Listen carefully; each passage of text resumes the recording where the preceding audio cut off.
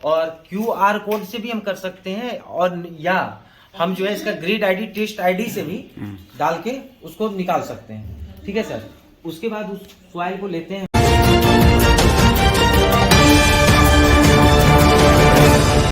नमस्कार, आप देख रहे हैं MNV न्यूज। पृथ्वी माता के पुनरुद्धार के लिए PM प्रणाम योजना 2023 के बजट में भागलपुर 2023 के आम बजट में पृथ्वी को बचाने हेतु PM प्रणाम योजना की घोषणा हुई। सुलझे शब्दों में कहे तो देश की मिट्टी की सेहत और आम इंसान की सेहत को ध्यान में रखते हुए PM प्रणाम योजना लाई गई। आज़ादी के अमृतकाल के दौरान ह्यूमन हेल्थ को दुरुस्त करने में हेल्थ को मजबूत करना एक बड़ी चुनौती के रूप में उभरा है। देश के इन्वायरमेंटल नेक्सस और सस्टेनेबल डेवलपमेंट गोल पाने का लक्ष्य 2030 तक जरूर रखा गया है, लेकिन उस बाबत नेक्सस अप्रोच की सख्त ज़रूरत है, जिसमें मिट्टी, पानी, ऊर्जा, बायोडायवर्सिटी, मौसम, फूड और सामाजिक आर्थिक हालात को दुरुस्त करना होगा। तभी तो पृथ्वी माता के पूरा उद्धार के लिए PM प्रणाम योजना 2023 के बजट में लाई गई है। मिट्टी संरक्षण भागलपुर से जुड़े अधिकारी रवि सिंह बता रहे हैं कि पिछले एक दशक से मिट्टी की सेहत खराब होती जा रही है। उसका गंभीर असर इंसानी सेहत पर इतना बढ़ता जा रहा है कि लेकिन बिहार की मिट्टी अन्य राज्यों की तुलना में अभी भी नेचुरल तरीके से उपज देने में ज़्यादा सक्षम है।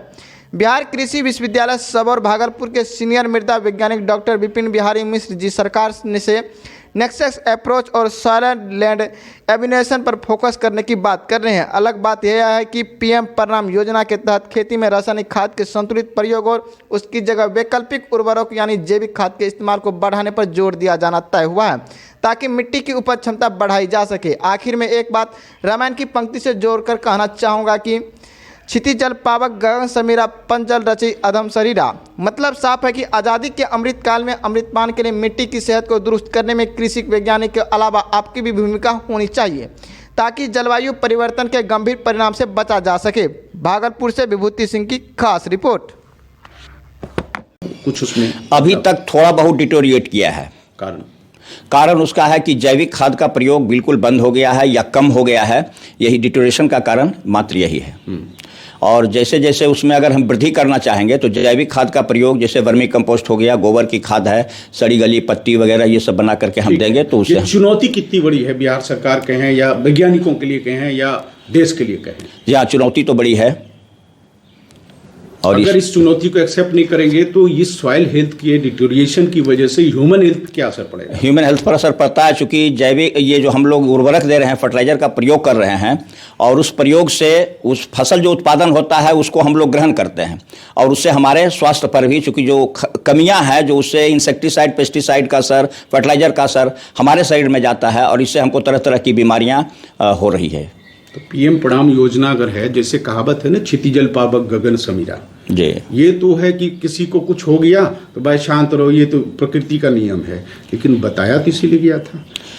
नहीं, ये सरकार भी इस पर मतलब कटिबद्ध है कि इस कार्य को हम लोग बढ़िया से करें, और लेबोरेटरी की स्थापना भी हुई है। सब लोग हमारे स्टाफ लोग हैं या हमारे फील्ड वर्कर हैं, कोऑर्डिनेटर वगैरह, BO साहब हैं, उन लोगों के माध्यम से कार्य में गति लाई गई है, और वहाँ से जब आता है मृदा का नमूना तो हम लोग यहाँ जांच करके उसको अच्छी तरह से किसानों को समझाने का काम करते हैं। बावजूद इसके दूसरे प्रदेश से अपने प्रदेश का यानी बिहार का मिट्टी का सेहत कैसा है?